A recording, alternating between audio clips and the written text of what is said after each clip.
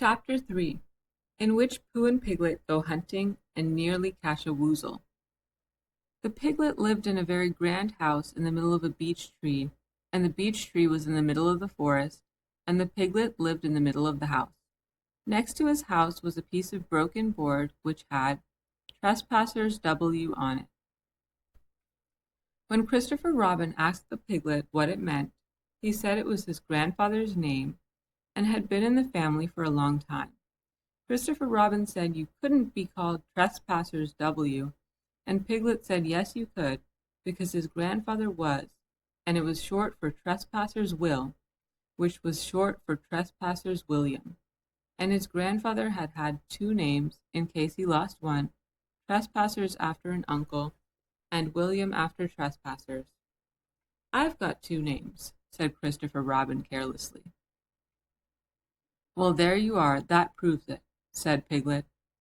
One fine winter's day, when Piglet was brushing away the snow in front of his house, he happened to look up, and there was Winnie the Pooh. Pooh was walking round and round in a circle, thinking of something else, and when Piglet called to him, he just went on walking. "Hallo," said Piglet, "what are you doing?" "Hunting," said Pooh. "Hunting what?"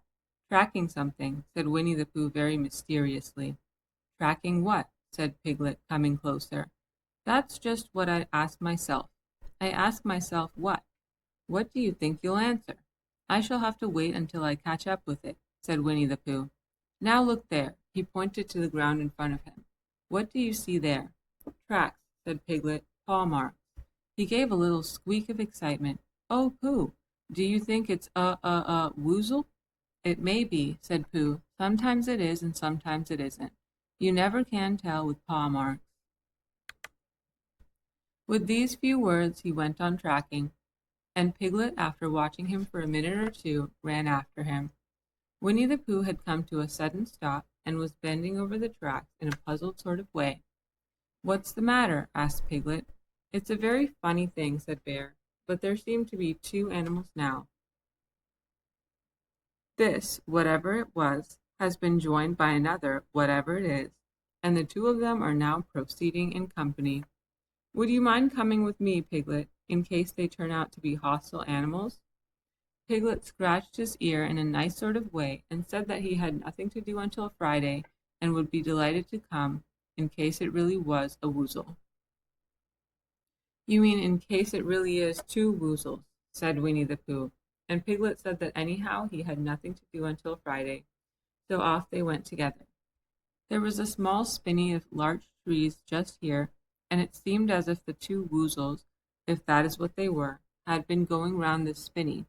So round the spinney went Pooh and Piglet after them, Piglet passing the time by telling Pooh what his grandfather Trespassers W had done to remove stiffness after tracking, and how his grandfather Trespassers W had suffered in his later years from shortness of breath and other matters of interest.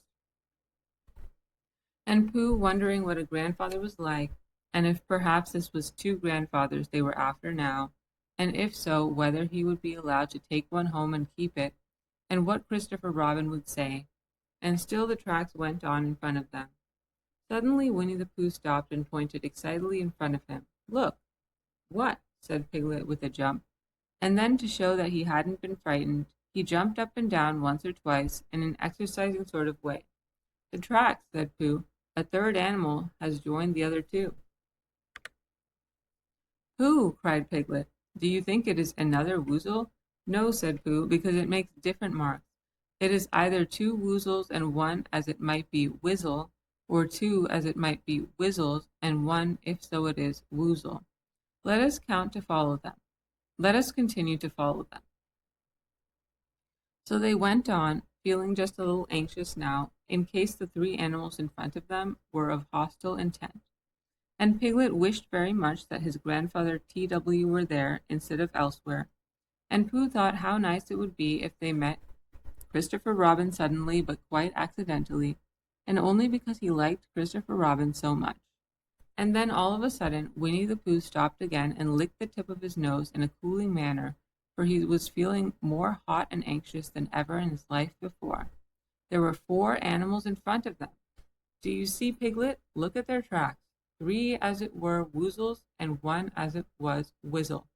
Another woozle has joined them. And so it seemed to be. There were the tracks, crossing over each other here, getting muddled up with each other there, but quite plainly every now and then the tracks of 4 sets of paws. I think, said Piglet, when he had licked the tip of his nose too, and found that it brought very little comfort, I think that I have just remembered something. I have just remembered something that I forgot to do yesterday and shan't be able to do tomorrow. So I suppose I really ought to go back and do it now.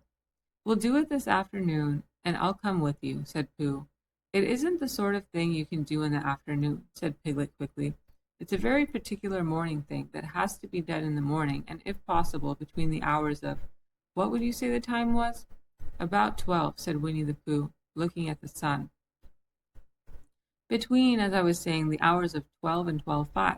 So really, dear old Pooh, if you'll excuse me— What's that?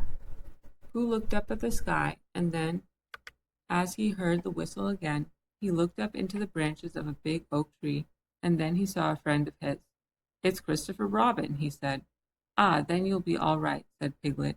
You'll be quite safe with him. Goodbye. And he trotted off home as quickly as he could, very glad to be out of all danger again. Christopher Robin came slowly down his tree. Silly old bear, he said, what were you doing?